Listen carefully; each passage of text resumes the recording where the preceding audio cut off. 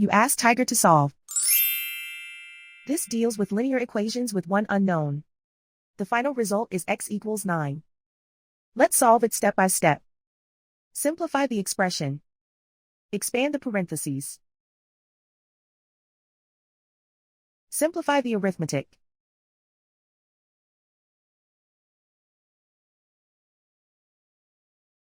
Group all constants on the right side of the equation.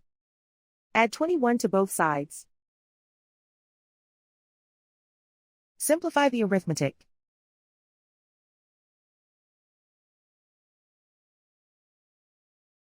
Isolate the x.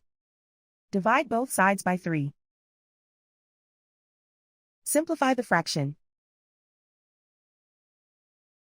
Find the greatest common factor of the numerator and denominator.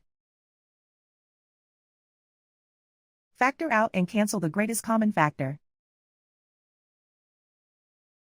And so the final result is x equals 9.